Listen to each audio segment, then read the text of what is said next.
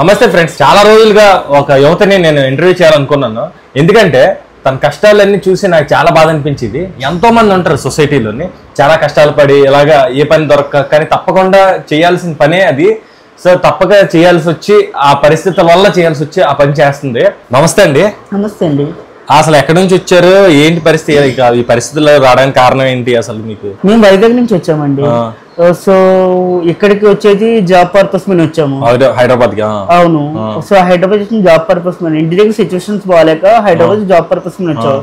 ఇక్కడ చూస్తే సాలరీ మరీ తక్కువగా ఉంది. అవి ఇక్కడ అద్దెలు అనేది ఎలా ఉంటుందో ఆల్రెడీ మీకు తెలుసు. సో అద్దెలు చూసుకోవాలి, ఇవి చూసుకోవాలా. దేనికి మనం జాబ్ చేస్తే ఇంతలా మెయింటైన్ చేయడం మనం చాలా కష్టం.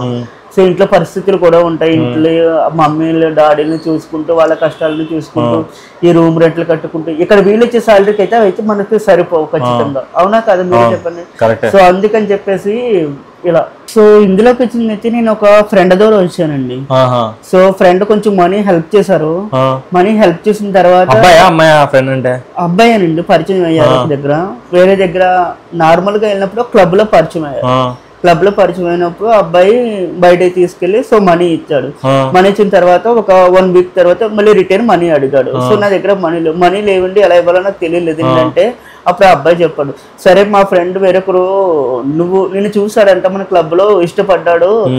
సో తనతో ఆ రోజు నైట్ కంటే వెళ్తావా, మనీ ఇచ్చేస్తాడని. సరే నువ్వు నాకు ఇవ్వద్దు, నీకు ఇంకా ఎక్స్ట్రా మనీ ఇస్తాడు, నాకు ఇవ్వకుండా అని చెప్పేసి అన్నాడు. సర్లే ఇంకా నాకు వేరే సిచ్యువేషన్ ఏమి లేక ఆ రోజు అలా లోల్సి వచ్చింది. ఇంకా పర్సన్ ఇంకా ఎవరిని వేరే వాళ్ళు పరిచయం చేసి అవన్నీ చేశారా, లేకపోతే తనే అలా చేసారా? తనే అలా చేయలేదు, వాళ్ళ ఫ్రెండ్ ద్వారా పంపించాడు. ఓకే, మరి తర్వాత నెక్స్ట్ అంటే తర్వాత మనీ ఆకలిసిన ప్రతిసారి అన్నం కావాలి, మనీ అవసరం ప్రతిసారి ఏదో ఒకటి చెయ్యాలి.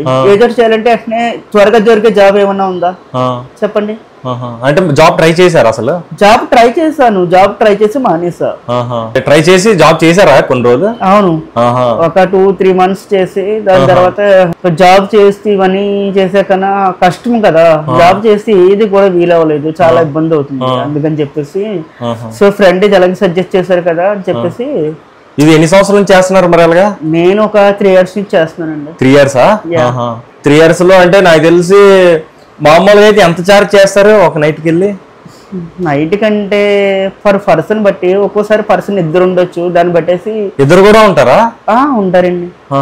అంటే ఎలాగా ఇందులో అందరూ మంచోళ్ళే ఉంటారా వెళ్ళాక? అందరూ మంచోళ్ళు అంటే అందరూ నార్మల్ గా ఉంటే మంచి వాళ్ళే. డ్రింక్ చేస్తే ఎవరు మంచి వాళ్ళు ఉంటారు చెప్పండి? అవునా, డ్రింక్ చేసి చేస్తారా? వాళ్ళు ఉంటారు, వీళ్ళు ఉంటారు. డ్రింక్ చేసి మామూలుగానే ఉంటారా, లేకపోతే ఏదో వేరే వేరే బిహేవ్ చేస్తారా? వేరే వేరే అంటే చేస్తారండి.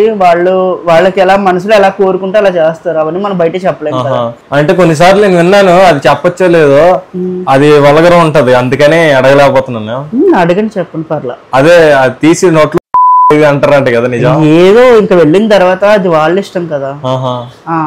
వెళ్ళిన తర్వాత వాళ్ళు మేము మనీ నీకు ఎందుకు ఇచ్చాము, మనీ నువ్వేం చెప్తే చేయడానికి కదా అని చెప్పేసి అన్నప్పుడు మనం ఏం చేయలేంగా, తప్పదుగా. మనకు కావాల్సింది మనీ, వాళ్ళు ఏం చెప్తే చెయ్యాలి.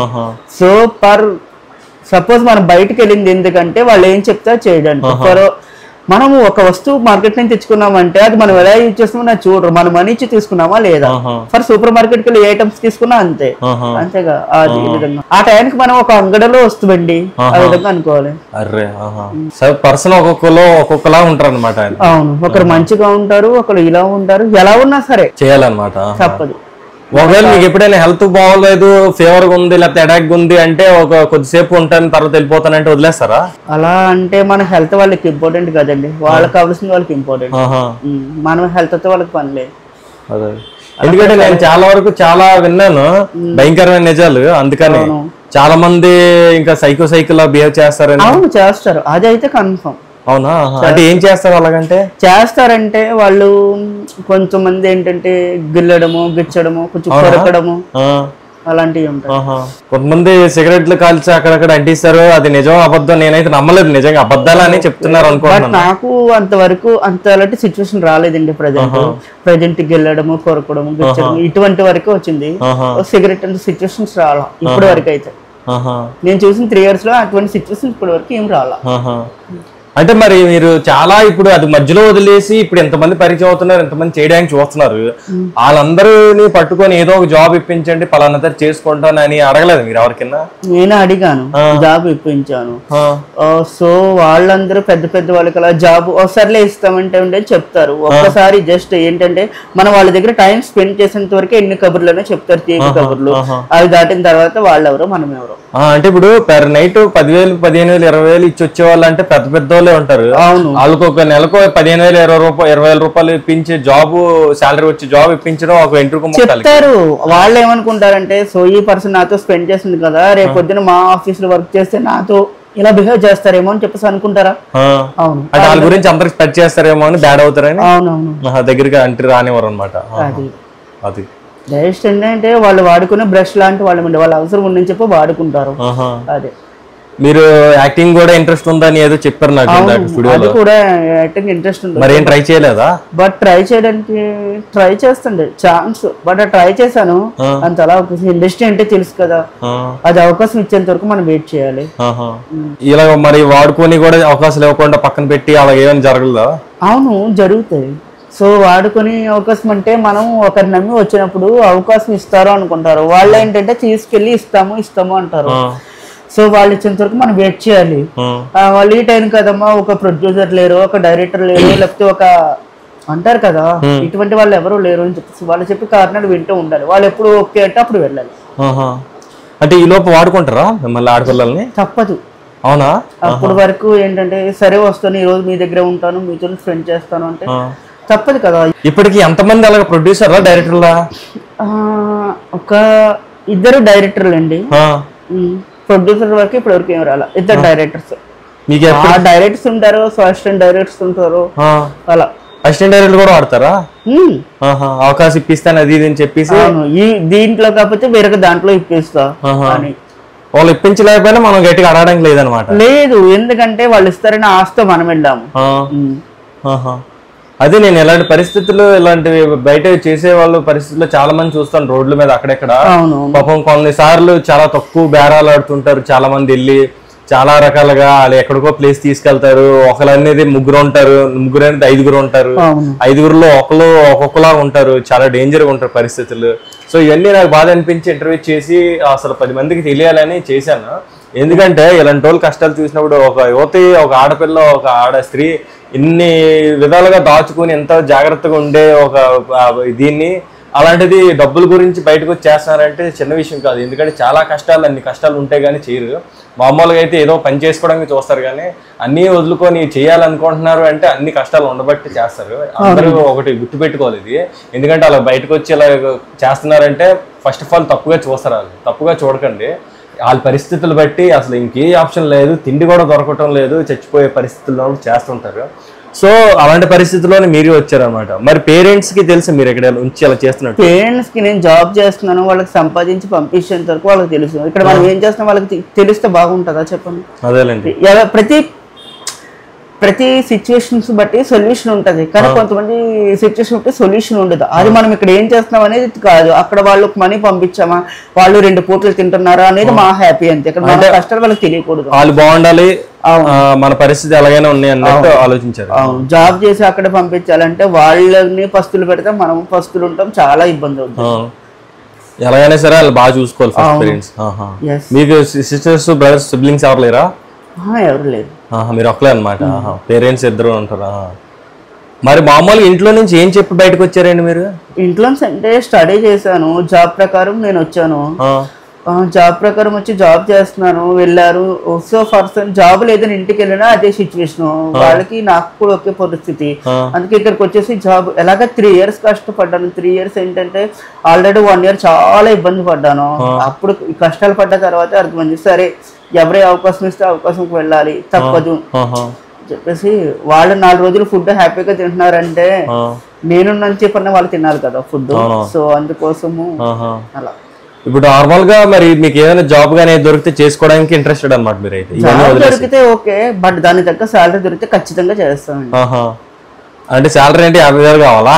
50,000 అని కాదు, మన రూమ్ కి దీనికి ఇంటికి పేరెంట్స్ పెట్టి అంత ఉంటే చాలు మనకి 50,000. నార్మల్ చిన్న చిన్న జాబులు దొరుకుతున్నాయి కానీ ఇవన్నీ చేయగలమని దొరకట్లేదు. చిన్న అంటే 10,000 లోపు 10,000 ఏవో ఉంటే అలా కూర్చుంటాం. మినిమం 20, 25, 30 ఈ విధంగా సాలరీ ఏమున్నా సరే కంపల్సరీ వెళ్ళిపోతాం. కరెక్ట్. ఎందుకంటే నేను యాక్సెప్ట్ చేస్తాను, చిన్న చిన్న పనులు చేసుకున్నా కూడా బతకలేని పరిస్థితుల్లో ఉంది చాలా మంది. ఎందుకంటే చిన్న చిన్న పనులు చేస్తే చిన్న చిన్న డబ్బులు వస్తాయి. 10,000 లోపు అంటే చాలా కష్టం.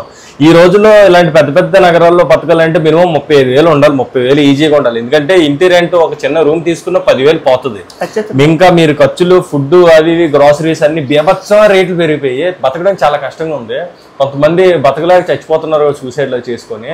సో ఇంకా మిగతా ఎన్ని కరెంట్లు, బైక్ రెంట్ ఇవన్నీ మొత్తం పెట్రోల్ ఇవన్నీ అంటే చాలా మొత్తం 35,000 ఉండాలి నెలకి. ఖచ్చితంగా. సో 35,000 లేకపోతే బతకలేం. కాబట్టి మీకు సాలరీస్ తో పెట్టుకుంటే వర్కౌట్ కాదు.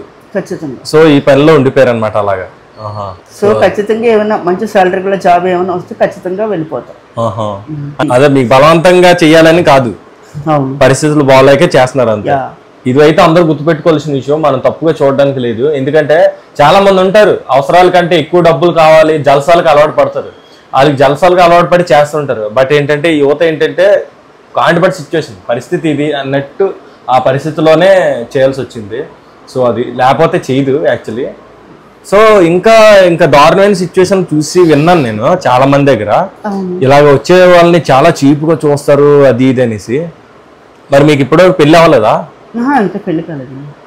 సో ఇంకా దారుణమైన పరిస్థితుల గురించి విన్నాను, మీరు ఇందాక చెప్పారు. కానీ ఇప్పుడు కెమెరా ముందు అడగాలంటే మీ గురించి అందరికీ తెలిసి నాకు బాధ అనిపిస్తుంది. అసలు అప్పుడే ఏడుపు వచ్చేసింది, ఇప్పుడు మీతో మాట్లాడుతుంటే ఏడుపు వస్తుంది. ఏవో హెల్త్ ఇష్యూస్ కూడా ఏవో అయ్యే కొంతమంది పర్సన్స్ వాళ్ళు అది ఇది అని అన్నారు, నిజమేనా? చెప్పాను కదండి, హెల్త్ అనేది వాళ్ళ దగ్గర మనకు ఎలా ఉన్నా సరే, హెల్త్ ప్రాబ్లం ఉన్నా సరే వాళ్ళు ఏమైనా చేస్తారు. కానీ మన హెల్త్ మనం మెయింటైన్ చేసుకోవాలి. వాళ్ళు ఇచ్చేవే మనకి ఇలా సరిపోవు. హెల్త్ మెయింటైన్ చేసి మనీ ఎక్కడ ఉంటే చెప్పండి మీరు. కరెక్టే. అంటే ఇప్పుడు మీకు హెల్త్ ఇష్యూస్ వచ్చింది వాళ్ళ వల్లేనా? మీ దగ్గరికి ఎవరైతే వచ్చారో అలాగా హెల్త్ ఇష్యూస్ అంటే అవును, మనము తిన్నామా ఉన్నామా అనేది వాళ్ళకి అనవసరం. నైట్ అంతా నిద్రలు ఉండవు, ఏదో ఇలా అంటే 1 hour కి ఇలాగని చెప్పి నైట్ అంతా ఉంచేసి హింసించి అలా చేస్తారా? హింసించనేం కాదు, నైట్ అంతా అనేది నిద్ర లేకుండా ఉంటదండి. ఆ నిద్ర లేని రాత్రులు ఎన్నో గడిపి మీకు హెల్త్ ఇష్యూస్ రావడం వల్ల హాస్పిటల్ చూపించుకుంటున్నారు, వెళ్తున్నారా? వెళ్తున్నామండి హాస్పిటల్. మరి డబ్బులు అన్ని సరిపోతున్నాయా? సరిపోతున్నాయా అంటే ఇప్పుడు ఉన్నప్పుడు వెళ్తాము, లేకపోతే లేదు. ఇంకా టాబ్లెట్స్ కి ఇప్పుడు తీసుకోవాలి, ఇంకా తీసుకోలే. అవునా? ఇప్పుడు ఎంత అవుతుంది ఆ టాబ్లెట్ కి మొత్తం చూపించాలి? అవుతుంది ఒక 35-40 వరకు అవుతుంది. 40,000 అవుతుందా? అర్రే.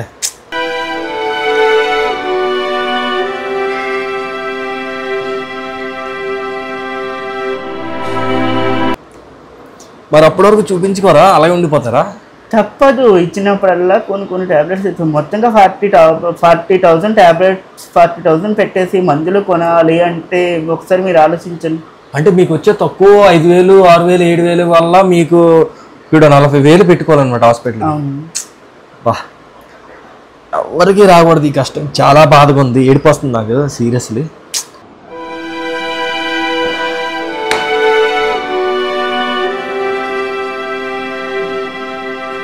సరే కానీ నా వంతు ఏదైనా కుదిరినంతలో సాయం చేయడానికి ప్రయత్నిస్తాను. చెక్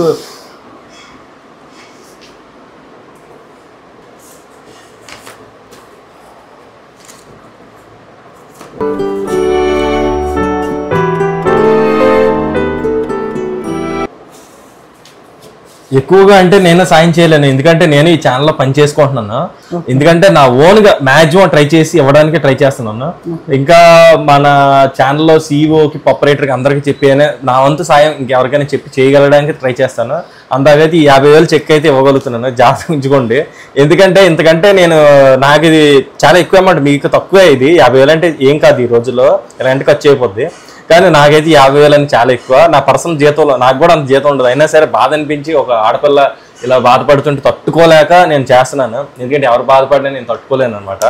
సో ఈ 50,000 చెక్ ఉంచండి, హాస్పిటల్కి చూపించుకోండి. ఫర్దర్గా ఏమైనా కావాలన్నా నేను ఏమైనా చేయడానికి మ్యాక్సిమం ట్రై చేస్తాను. ఓకే, థ్యాంక్స్ అండి.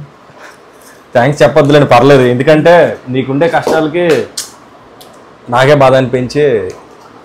కాకపోతే ఒకటే ఫ్రెండ్స్, ఎప్పుడైనా సరే ఇలాగా ఎవరైనా ఏదైనా చేస్తున్నారు అన్నప్పుడు చాలా చులకనగా చూస్తుంటారు, చాలా రకాలుగా చూస్తుంటారు. ఎప్పుడైనా అందరింత రాసి తీపి అందాక పులుపు అంటారు, నిజమే. మనకి ఏదైనా దొరకట్లేదు అన్నప్పుడు అదే చాలా వాల్యుబుల్గా చాలా ఇంపార్టెన్స్ ఇస్తాం. ఒకవేళ అందినప్పుడు అది మనం రుచి చూసాక ఏముందలే అన్నట్టు చాలా చులకనగా చూసి చీప్గా చూస్తాం. ఎందుకంటే మనకి దాని అవసరం తీరిపోతుంది. అవసరం తీరిపోయాక ఒకలాగా ఇలాంటి వాళ్ళు నేను చాలా మంది ఫ్రెండ్స్ని కూడా చూశాను. ఇప్పుడు యువత విషయంలో కూడా జరిగింది. అటు పేరెంట్స్కి చెప్పుకోలేక బయట ఇంకే పని చేసుకోలేక ఇప్పుడు వన్స్ ఇలా చేసాక బయటకు వెళ్ళి ఏ పని చేసినా సరే అక్కడ కూడా ఇలాగే చూస్తారనమాట ఇలాంటి మనుషుల్ని పాప. అంతేగాని అవునా ఆ పరిస్థితి వల్ల మరీ ఆకలితో కట్టకట్టలు ఆడిపోతున్న పరిస్థితుల్లో చేయాల్సి వచ్చింది, లేకపోతే చేయదు కదా. సో మరి ఇంకా మీరు ఫర్దర్గా అంటే ఏం చేయాలనుకుంటున్నారంటే ఇంకా హైదరాబాద్లో ఉండి లేకపోతే ఊరు వెళ్ళిపోయి ఏదైనా చేసుకుందాం అని? కానీ ఊరు వెళ్ళిపోయి అంటే అది కష్టం అండి. ఊరు వెళ్ళిపోయినా వచ్చినప్పుడు ఎలాంటి కష్టాలు ఉన్నాయి, వెళ్ళేటప్పుడు ఇంకా అవే కష్టాలు ఉంటాయి. సో ఇక్కడ ఏదో మంచి జాబ్ వచ్చేంత వరకు బట్ ట్రై చేస్తాను. స్టడీ ఏం చేశారు మరి? స్టడీ చేశాను, పర్లేదు బాగానే చేశాను. డిగ్రీ వరకు చదివారు అనమాట. అవును. మంచిదేనండి. మీరు డిగ్రీ వరకు చదివారంటే మీకు మంచి జాబ్ ఏదైనా చేసుకోవచ్చు, జాబ్ వస్తుంది. కానీ ఈ పరిస్థితిలో ఒక్కోసారి దిగారు కాబట్టి ఇంకా ఎవరైనా సరే ఈ పరిస్థితుల్లో ఉంచడానికి చూస్తారు కానీ మంచి దారి చూపించడానికి ఎవరు ట్రై చేయరు. సో అది మరి మీకు ఇంకా ఫ్రెండ్స్లో కానీ మీ ఊర్లో గర్ల్స్ బాయ్స్లో ఫ్రెండ్స్ కానీ ఉండి వాళ్ళకి ఎవరికైనా ఈ విషయం తెలిసి? ఎవరికి తెలియదు. ఫ్రెండ్స్ ఉంటారు కానీ ఆ విషయం తెలిస్తే ఇప్పుడు ఇక్కడ ఉన్న వాల్యూ ఓకే, అక్కడైనా కొంచెం వాల్యూ ఉండాలంటే వాళ్ళకి తెలియకూడదు కదండి. అవునవును, కరెక్టే. మీరు కూడా జాబ్ చేసినట్టు వాళ్ళందరికీ తెలుసు, ఇప్పటికే ఉంటారు, కాంటాక్ట్ లో ఉంటారు మీరు. సో ఫైనల్ గా ఈ వీడియో చూస్తున్న వాళ్ళందరికీ ఏం చెప్పాలనుకుంటున్నారండి? చాలా మంది యువతలు ఇలాంటి పని చేయాలనుకున్న వాళ్ళకి నేను చెప్పాల్సింది ఏంటంటే అండి, ఫైనల్ గా మీకు తెలుసున్న వాళ్ళు ఎవరిని నమ్మరాకూడదు. సో మీరు ఎవరిని నమ్మొచ్చినా మీకు నమ్మిన పర్సన్ మీ పేరెంట్స్ తెలిసేలా చూసుకోండి, అది మాత్రం మెయిన్లీ ఇంపార్టెంట్. సో మీ పేరెంట్స్ తెలియని ఏ ఇతర వ్యక్తులతోనూ మీరు దయచేసి బయటకు రావద్దు. దయచేసి జాగ్రత్తగా ఉండండి, దయచేసి జాగ్రత్తగా ఉండండి. సో మనకంటే ఒక సెల్ఫ్ కాన్ఫిడెన్స్ ఓన్గా ఆలోచించే అవకాశం ఉంది. సో మనం చేసింది రాంగ్ ఆ రైట్ అనేది తెలుసుకొని చేయండి. నాదైతే సిచ్యువేషన్ నాది రాంగ్ అని తెలిసినా సరే సిచ్యువేషన్ ఆ సిచ్యువేషన్లో నేను చేశాను కనుక దయచేసి మీరు ఇలా చేయొద్దు. ఎందుకంటే నాకు సిచ్యువేషన్ వేరే, మీ సిచ్యువేషన్ వేరే. సో జలసాలకి అలవాటు పడి ఇలాంటి పని మాత్రం దయచేసి చెయ్యండి. So thank you so much అండి, మా ఛానల్కి వచ్చి మంచి ఇన్ఫర్మేషన్ ఇచ్చారు, మా అందరికి మేల్కొల్పారు. So thank you so much friends. ఈ వీడియో చూసి అందరూ కొంచెం ఎంతో కొంతమంది బాగుపడతారని నేను అనుకుంటున్నాను మనస్ఫూర్తిగా. వీడియో చూడండి, అందరికీ షేర్ చేయండి, చాలా మంది యువతలో జీవితాలు కాపాడిన వాళ్ళు అవుతాం. Thank you so much.